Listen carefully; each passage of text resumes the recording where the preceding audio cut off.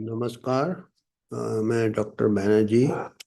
आज हमारा critical thinking session में हम बात करेंगे मध्यम मध्यम। एक स्टैटिस्टिकल टर्म है जिसको कहते हैं रिग्रेशन टू द मीन। मतलब इसका ये होता है मीन यानी एवरेज वैल्यू, जो बीच का जो अंक होता है। ये कोई भी चीज, जैसे हमारा ब्लड प्रेशर, कभी हमारा ब्लड प्रेशर बहुत हाई आएगा, कभी बहुत लो आएगा। पर थोड़े दिन बाद अगर आप लेंगे तो वो एवरेज की तरफ जाएगा। तो उसको ऐसे बायोलॉजिकल फिनोमेना, इस टाइप के फिनोमेना काफी कॉमन है कि एक तरफिया कोई आंकड़ा आता है या कोई मेजरमेंट आता है, वो हमेशा एक तरफिया नहीं रहता है, या एक्सट्रीम में नहीं रहता है, या बहुत हाई नहीं रहेगा ना ही बहुत लो रहेगा। अगर आप धैर्य रखेंगे थोड़े दिन बाद देखेंगे तो हो सकता है कि वो बीचों बीच आ जाए। इसको रिग्रेशन टू द, ये एक स्टैटिस्टिकल फिनोमेना है। स्टैटिस्टिक्स का एक रैंडम डिस्ट्रीब्यूशन होते हैं। तो इंसान में भी हमारा बॉडी हमेशा एक स्टेट में नहीं रहता है। ये अपना ह्यूमन बायोलॉजिकल सिस्टम जो है ना, अंदर काफ़ी एक्टिविटीज़ होते रहते। कभी हम काफ़ी एक्साइटेड हो जाते हैं या काफ़ी ये हो जाते, तो हमारा बीपी बहुत हाई आ जा सकता है, या हम कभी लो चला जाएगा, थोड़ा पानी कम पिया या डिहाइड्रेशन हो गया। पर अगर उसको, अगर कोई ब्लड प्रेशर की बीमारी नहीं है, तो अगर वो थोड़े दिन बाद देखेगा उसका नॉर्मल आ गया। तो ये एक मैंने मोटे तौर पे उदाहरण दिया समझाने के लिए, रिग्रेशन टू द मीन। और ऐसे ग्रुप ऑफ पेशेंट्स भी आप देखेंगे तो कई के एक्सट्रीम्स आएंगे रीडिंग। अगर कोई स्टडी कर रहा है तो रीडिंग कई हाई आएंगे, कई लो आएंगे। थोड़े दिन बाद उसी सैंपल को आप देखोगे तो कईयों का बीचों बीच आ जाता है, क्योंकि ये और कुछ लोग का है जिनका नहीं आता है, वो फिर हम उनको फिर आगे इन्वेस्टिगेशन करेंगे या आगे जांच करेंगे। पर अगर कई लोगों का, आधे से ज़्यादा लोगों का, एक तो वाइट कोट हाइपरटेंशन भी होता है। जैसे डॉक्टर को देख के, वाइट कोट देख के एक एक मानसिक ये हो जाता है तनाव, तो उससे भी बीपी बढ़ जाता है। अगर उस वही इंसान घर में लेगा तो उसका बीपी शायद ये आएगा। तो ऐसे कई ऐसे फिनोमिना होते हैं। तो इन्होंने तो खैर काफ़ी ये एक्सट्रीम में ही चले जाते हैं एक प्रकार से। इन्होंने जो चैप्टर है, हम चैप्टर 19 तक आ गए हैं। एक्चुअली क्या हुआ था, अभी हम कुछ दिनों से तो सीक्वेंस में ले रहे हैं, बीच में से कई चैप्टर्स हमने पहले कवर कर लिया है। हमने इसका प्लेलिस्ट भी बनाया है क्रिटिकल थिंकिंग का, इसका और भी एक आध डी बोनो के किताबों का। इनके करीब 99 चैप्टर्स है इस किताब में, छोटे छोटे चैप्टर्स है। और 100 पूरा है सेंचुरी। ऐसा नहीं कि सेंचुरी से एक रन नीचे रह गए, क्योंकि आखिरी में इन्होंने समीक्षा किया है एपिलोग यानी करके। तो उसको भी हम चैप्टर गिन लेंगे तो 100, यानी के 100 एपिसोड्स हो जाएंगे। और आज का टाइटल जिन्होंने जो दिया है, the dubious efficacy of doctors, consultants and psychotherapist. माने वो कहते हैं कि कितना फायदा होता डॉक्टरों के पास जाने से, या कोई एक्सपर्ट के पास जाने से। कंसल्टेंट्स, कोई बिजनेस कंसल्टेंट्स भी है, बिजनेस को सुधारने के लिए सुझाव देते हैं। वो कहते हैं जैसे ह्यूमन बॉडी में कई phenomena, blood pressure, temperature, fever, अपने आप हाई रहेगा फिर अपने आप नीचे आ जाता है। पेन भी, पेन का भी सीवियर पेन होगा, पेन का स्कोर। अगर आप कुछ भी नहीं करें तो थोड़े दिन बाद वो, हमेशा जिंदगी भर आदमी पेन में नहीं रहता है। जितना भी सीवियर पेन होगा, दवाई ले या ना ले, अपने आप थोड़े दिन में रिग्रेशन टू द मीन होता है। दवाई भी थोड़ा सोच समझ के लेना चाहिए। हम सबसे सेफ दवाई लेते थे पैरासीटामोल, टाइलिनॉल कहते हैं अमेरिका में। अभी ट्रम्प कहते हैं कि वो भी, उसमें भी ये हो जाता है, नुकसान होता है, उससे भी साइड इफेक्ट है या ऑटिज्म है। तो पता नहीं, अभी ट्रम्प कहता तो सब सुन रहे हैं, गेट्स कहता तो खुद सुन रहे हैं, सब पावर का वाले ही डॉक्टर बन जाते हैं। एविडेंस देखना चाहिए, जो भी है कोई भी दवाई ऐसे कितना भी सेफ हो तो कुछ ना कुछ साइड इफेक्ट तो हो सकते हैं। क्योंकि जिस दो दवाई के साइड इफेक्ट नहीं होंगे उसके कोई इफेक्ट भी नहीं होंगे। ये मेरा एक सीनियर ने बोला था कॉलेज में जब मैं पढ़ता था। मैंने बोला ये तो होम्योपैथी का तो साइड इफेक्ट नहीं होता। बोलता साइड इफेक्ट नहीं होगा तो इफेक्ट भी नहीं होगा। तो दोनों मतलब अगर है साइड इफेक्ट है तो साइड इफेक्ट भी होगा। अगर जीता जाता ये होगा, दवाई होगा तो जो भी है ये कहते हैं कि डॉक्टर से बचिए, कंसल्टेंट से बचिए और साइकोथेरेपिस्ट से बचिए। तो इन्होंने वही उन्होंने चालू किया उन्होंने का एक कोई उदाहरण के साथ चालू किया real life. His back pain was sometimes better sometimes worse. उस कमर में सीवियर दर्द किसी सज्जन को होता था, कभी हल्का कभी बहुत ज्यादा होता था। कुछ दिन तो ऐसे होता था कि वो पूरा पहाड़ उठा लेंगे, इतना फिट रहते थे। और कुछ दिन ऐसे होते थे कि जो बिस्तर से उठने में उनको प्रॉब्लम होता था। इतना मतलब दोनों बताया ना, दोनों एक्सट्रीम में जाते थे उनका। कभी बैक में पेन नहीं है हैवी से, और कभी इतना पेन है कि हिल नहीं सकते। When that was the case, जब वो बिल्कुल मूव नहीं कर पाते, जब इतना सीवियर पेन होता था, वो कहते कि किस्मत की बात है कि बहुत कम टाइम ही ऐसे होता था कि इतना सीवियर पेन हो। तो उनका जो बीबी है उनको ले जाता था चीरो प्रैक्टर। कोई फिजियोथेरेपिस्ट जैसे होते चिरोप्रैक्टर उनके। तो अगले दिन वो थोड़े अच्छे फील करते थे, पेन कम होता था, थोड़ा मूवमेंट भी हो जाता था।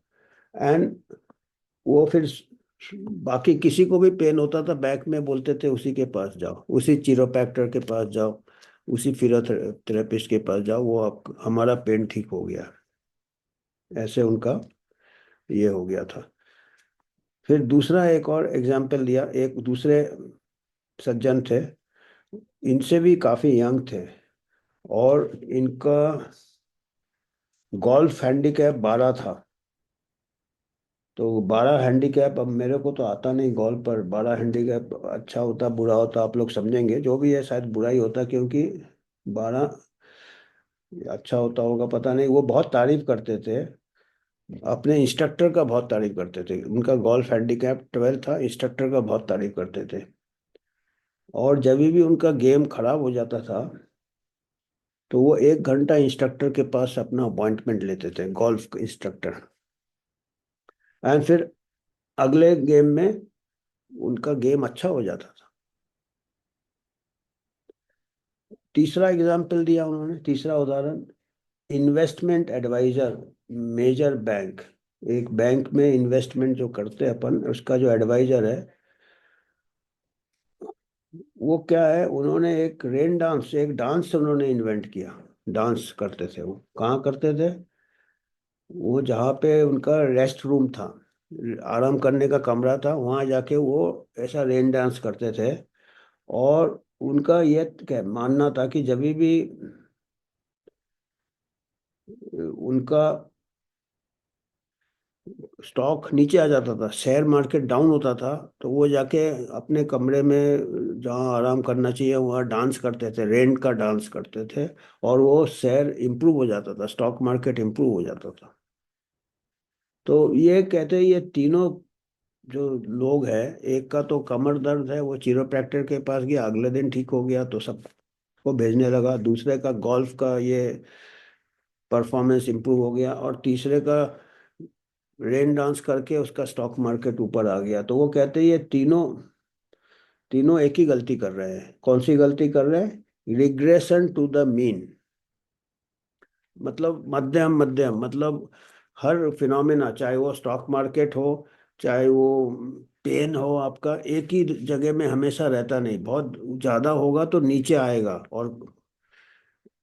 और आपका जो क्रिकेट या गोल्फ का भी परफॉर्मेंस हो, तो वो एक ही स्टेज में नहीं होता। तेंदुलकर कितना भी अच्छा हो, हर मैच में 100 नहीं बनाता तेंदुलकर, कभी कभी कम 10-15 भी बना लेता है, पर उसका एक, हर बैट्समैन का एक एवरेज लेवल होता है, घूम फिर के वो उस एवरेज लेवल में आ जाता है, उतने रन एक, तभी उसको बैट्समैन कहते हैं। फिर बॉलर का विकेट होता है, पर इसका मतलब नहीं कि हर इसमें जो एवरेज है वो हर इसमें आएगा। एक्सट्रीम वैल्यू भी होता है, कभी कभी 200 रन भी बना लेगा, कभी जीरो भी बना लेते, पर जो एवरेज होगा उसका 60, 70, 80 वो अच्छा माना जाएगा बैट्समैन।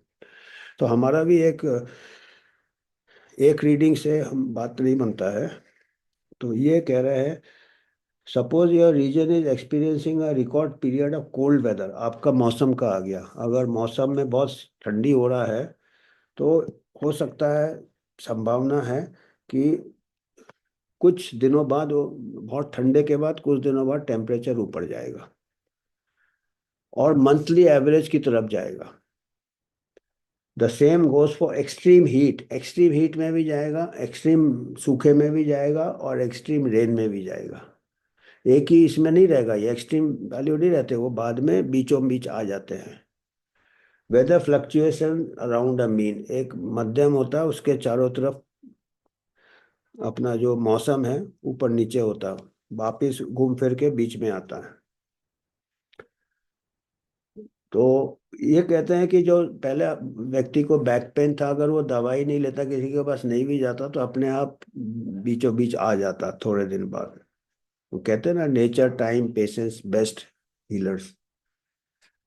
और हो सकता है जो गोल्फ वाला इंस्ट्रक्टर के पास नहीं भी जाता, उसका हैंडीकैप अपने आप आ जाता फिर से, उसका गेम फिर से लेवल में आ जाता। और वो जो डांस कर रहा है रेस्ट रूम में, उसका तो स्टॉक मार्केट तो अपने आप आ जाते हैं मध्यम में। तो डांस से कोई मतलब, कई टाइप के, ये आपने देखा होगा, क्रिकेट टीवी में चलता, कोई दाहिने बैठता, कोई बाएं बैठता, तो ये जीत जाएगा, ये सेंचुरी बनाएगा, ये हम इंडिया जीतने से हम डांस कर देते हैं, हम चेयर करते हैं, ऐसे कई ऐसे रहते हैं, सोचते हैं कि हमारे पास इतना पावर है। तो ये कहते हैं जो एक्सट्रीम परफॉर्मेंस होते हैं, एक्सट्रीम माने एक बहुत अच्छा, जैसे क्रिकेट में सेंचुरी, और अगले इसमें जरूरी नहीं उतना ही रन बनाएगा, बीचों बीच आ जाते हैं, सबका एक एवरेज लेवल होता है। मोस्ट सक्सेसफुल स्टॉक उठाते जो 3 साल में, जो एक 3 साल का पीरियड लो, उसमें जो सबसे बेस्ट स्टॉक है, जरूरी नहीं है कि अगले 3 साल भी वो उतने बेस्ट हो, दूसरे वो नीचे भी आ जाएंगे, दूसरे ऊपर आएंगे, ये फ्लक्चुएशन चलता रहता। अगर ये आपको मालूम है, you can appreciate why some athletes would rather not make it to the front page of the newspaper. Subconsciously, they know next time they race, they probably won't achieve the same top result, which has nothing to do with the media attention, but it is to do with natural variation in performance. हमारा performance भी very करता है, इसलिए कई athlete ये करते, हिचकते हैं कि हम फ्रंट पेज में नहीं आना चाहिए, हो सकता है अगले इसमें हम नहीं, हमारा परफॉर्मेंस इतना रहे। पर वो कहते हैं कि वो आए ना आए फ्रंट पेज में, उससे कोई फर्क नहीं पड़ता। कुछ लोगों को ऐसा सस्पिशन हो जाता है, शायद नजर लग जाएगा लोगों का, तो हम अगला गेम नहीं खेलें। और डिवीजन मैनेजर का एक एग्जांपल दे रहे हैं, जो चाहते हैं कि एम्प्लॉय मोरल अच्छा करने के लिए, जो उनके वर्कर्स है उनका जो परफॉर्मेंस करने के लिए, तो जो सबसे कम जिनको मोटिवेशन है, जिनको अपने काम में इंटरेस्ट है, 3% नीचे वाले लोगों को उनको एक कोई कोर्स में भेज दो, मोटिवेशन कोर्स में। रिजल्ट क्या होगा, जब वो अगले बार आते हैं, वो देखते हैं कि जो मोटिवेशन लेवल, ये लोग सबसे नीचे नहीं रहेंगे उस टाइम, कोर्स में भेज दिया, वापस आ गए, बाद में जब देखा तो, पर दूसरे लोग नीचे मिल जाएंगे उनको। मतलब वो लोग, मोटिवेशन भी अप डाउन होता रहता है, कई फैक्टर्स रहते हैं, हमारा जोश रहता है, घर में कुछ हो गया, मोटिवेशन हमारा अप डाउन होता रहता है, कभी कुछ काम अच्छा लगता, कभी नहीं लगता। हमारा जोश भी एक लेवल में नहीं रहता हमेशा, हमारा जोश कभी अच्छा रहेगा, फिर बीचों बीच एवरेज उसका आ जाता है। तो वो लो जो उठाएंगे ना लो से, वो नहीं उठाना चाहिए, क्योंकि जब आप लो से उठा रहे हो, आपको जितने एक्सट्रीम वाले मिलेंगे नीचे, जिनका कि हमेशा उतना नहीं रहता है, हर इंसान का कभी लो, तो आप उनको गलत स्टिग्मेटाइज हो जाएंगे आप, थोड़ा वो बड़ा मुश्किल है आपको पता करने का कि ये इतना वेरिएशंस होते हैं। उन्हें not only biological variation, climatic variations और मोटिवेशन वेरिएशन, कोई ऑर्गेनाइजेशन के परफॉर्मेंस स्टॉक्स के वेरिएशन, सबके में इतने मतलब ये होते हैं। मतलब ये कह रहे हैं कि हर फील्ड में एक्सपर्ट्स जो है उनका बहुत कम योगदान होता है। जो होना है वो होगा, पर एक्सपर्ट्स कई बार लोग सोचते, एक्सपर्ट्स भी सोचने लगते हैं कि हमने शायद सुधार दिया, और लोग भी सोचने लगते हैं। जैसे मैं कई बार पहले बताया, पर्टिकुलरली ह्यूमन बॉडी का ये सबसे बड़ा ये है कि अपना सेल्फ करेक्टिंग रहता है। जब तक आप अपना बिहेवियर हमेशा ना एक्सट्रीम रखो कि हमेशा शराब पी रहे, हमेशा सिगरेट पी रहे, हमेशा सो नहीं रहे, अगर एवरेज बिहेवियर रखो तो काफी हद तक हमारा मध्यम में आ जाता है सब कुछ।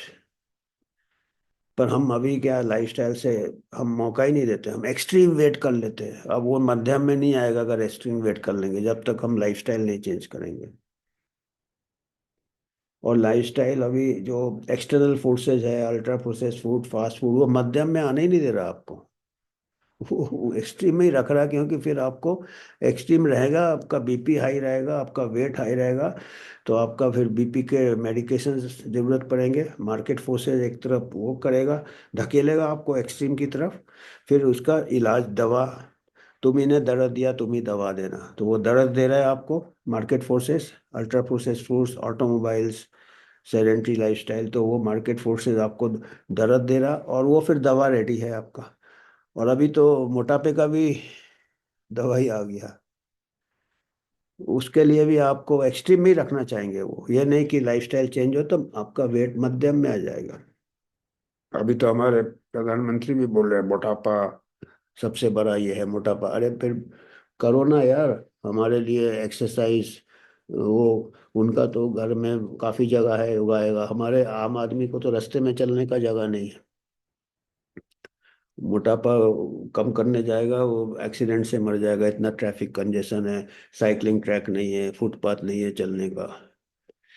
तो जो भी है ये तो ये मेरे को लगता है ये एवरेज आदमी जो एवरेज सोता है, एवरेज खाता है, जो एक्सट्रीम हैबिट्स नहीं है, उसी में ये लागू होता है।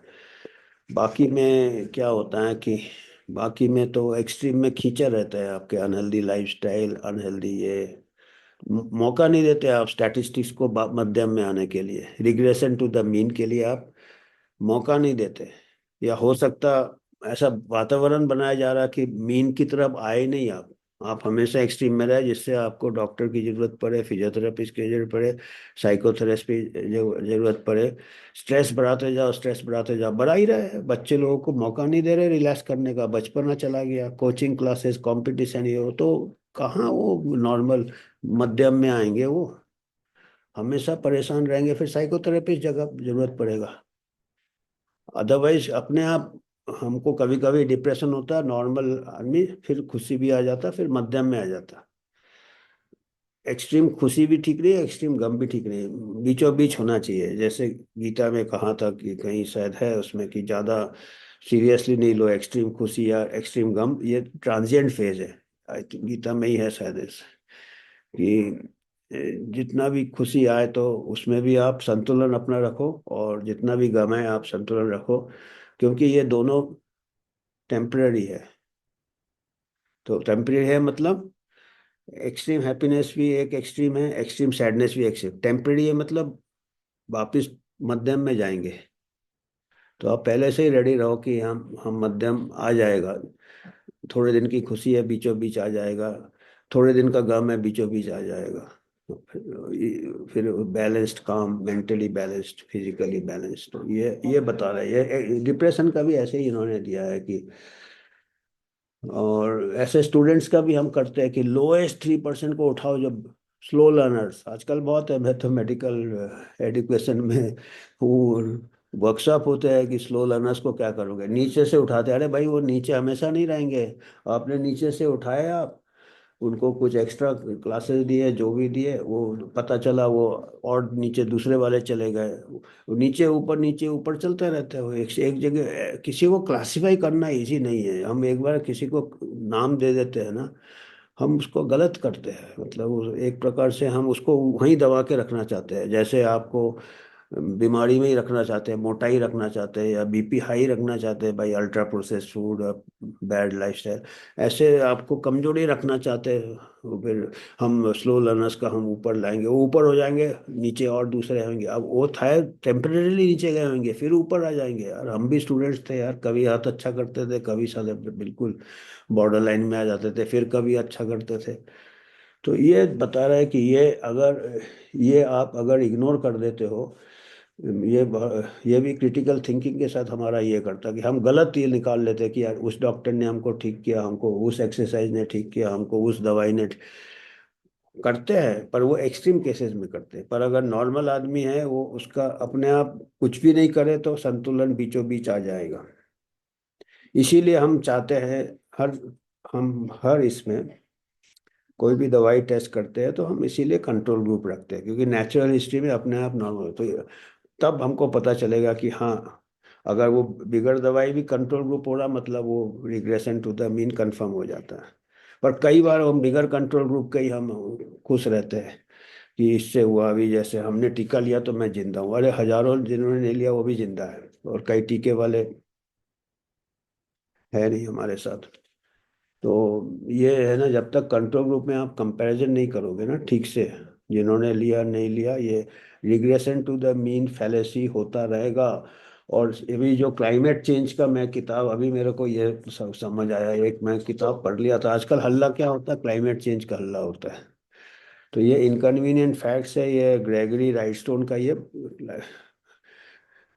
जियोलॉजी एक्सपर्ट है, क्लाइमेट एक्सपर्ट है। इन्होंने भी 100 फैक्ट्स लिखे हैं। इन्होंने कितने फैक्ट्स लिखे हैं, 59। इन्होंने 60 फैक्ट्स लिखे हैं जो क्या चैलेंज किया जिन्होंने क्लाइमेट चेंज को। कि जैसे अभी अभी तो ट्रम्प भी बोल रहा है ये है, पर अभी ट्रम्प को कोई बिलीव नहीं करता। आधे टाइम कुछ भी बोलता है, कभी अच्छा भी बोलता है तो वो उसके साथ निकल जाता है। तो जो भी है, इन्होंने पूरे पॉइंट्स दिए हैं विथ एविडेंस। और इन्होंने जो अभी जैसे हम हमारा इंडिविजुअल लेवल में कभी खुशी कभी गम, कभी खुशी थोड़े इसमें होता है, मौसम में कभी ठंडा कभी गम। पर जो क्लाइमेट चेंज है, इन्होंने कहा है हजारों हजारों साल का इन्होंने ग्राफ बनाया है। और इन्होंने कहा है कि ये ऊपर नीचे हजारों हजारों साल से हो रहा है। और इससे भी बुरे क्लाइमेट, गर्मियाँ आ चुका था, फिर कोल्ड आ गया, फिर गर रहा है। बोलता ये भी अगर हम लॉन्ग टर्म देखेंगे तो ये क्लाइमेट चेंज ह्यूमन एक्टिविटी के पहले भी हो रहे थे। अभी हम कहते हैं कि ह्यूमन एक्टिविटी से हो रहा है, कार्बन एमिशन से हो रहा है, कार्बन फुटप्रिंट, ये फुटप्रिंट। पर ये कहते हैं ऐसा कुछ नहीं है। कार्बन डाइऑक्साइड तो कहते हैं जरूरी है प्लांट लाइफ के लिए, कार्बन से कैसे होगा ग्लोबल वार्मिंग। तो इन्होंने पूरे पॉइंट्स दिए हैं, पूरे बायोलॉजी, साइंस, फिजिक्स, केमिस्ट्री के पॉइंट्स दिए हैं।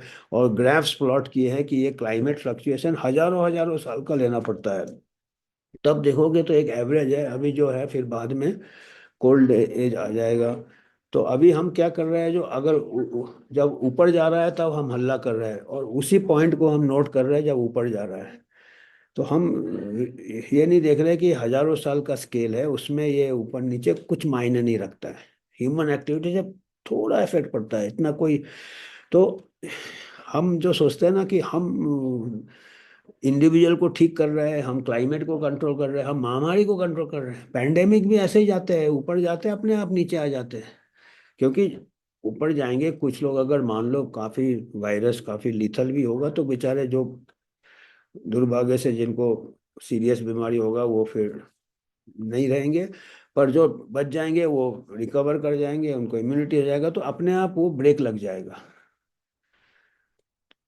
वो भी रिग्रेशन टू मीन मध्यम में चला जाएगा, जो लो लेवल में जो हमेशा एक रेस्पिरेटरी है वो चलेगा। बीच में ऊपर नीचे चलेगा। जब ऊपर होगा, आप अगर पैनिक क्रिएट करोगे तो आप फिर बोलोगे कि पैनिक क्रिएट करके हमने ये चीज़ डिस्ट्रीब्यूट कर दिया, हमने मास डिस्ट्रीब्यूट कर दिया, हमने टीका डिस्ट्रीब्यूट कर दिया, हमने। तो आप फिर जब तक आप कर रहे हो ये सब डिस्ट्रीब्यूट कर रहे हो, जब तक बना रहे हो ये सब, तब तक वो कुदरत में अपने आप कार्रवाई रुकता नहीं है, चलता रहता है। लोगों को नेचुरल इन्फेक्शन हो गया, लोगों को इम्यूनिटी हो गया, हर्ड अपने आप वो हो गया। अगर कुछ नहीं भी करते तो आप वो ये हो जाता। पर वो आप नहीं देख रहे हो। अभी भी जो चल रहा है HPV वैक्सीन का, अगर जोरों शोरों से सब डांस कर रहे हैं, फिल्म स्टार सब पोइट्री बना रहे हैं सब, पर अभी आप अगर सर्वाइवल कैंसर का 30 साल का डेटा लोगो, BMC पब्लिक हेल्थ में आया है, 30 साल से अपने आप कम हो गया है सर्वाइवल कैंसर, पर अभी भी वो बिन बजाए जा रहे हैं। तो ये कोई आंकड़े देखता नहीं है, कोई आंकड़े देखता नहीं है, और अभी मार्केट फोर्सेस आंकड़े आपको देखने नहीं देगा, और आंकड़े हमेशा ऊपर रखेगा जिसमें कि मार्केट फोर्सेस का फायदा है। तो ये आप हमेशा देखिएगा कि ह्यूमन एक्टिविटी से बहुत कम प्रभाव पड़ता है कुदरत में, और ह्यूमन इंटरवेंशन, चाहे वो डॉक्टर हो, चाहे चिरोप्रैक्टर हो, चाहे फिजियोथेरेपिस्ट हो, चाहे आपका कोच हो, थोड़ा ही हेल्प करता है। अपने आप आपका लेवल ऊपर नीचे खुद ही होता रहता है, तो ज्यादा डिपेंडेंसी अच्छा नहीं है किसी एक्सपर्ट पे या कंसल्टेंसी। है थोड़ा बहुत है, कुछ लोग जो है, मैं ये नहीं, ये थोड़े एक्सट्रीम में चले जाते हैं, पर एवरेज आदमी को, एवरेज मध्यम मध्यम सब कुछ मध्यम होता है। तो आज हमको यही मैसेज देना था। धन्यवाद।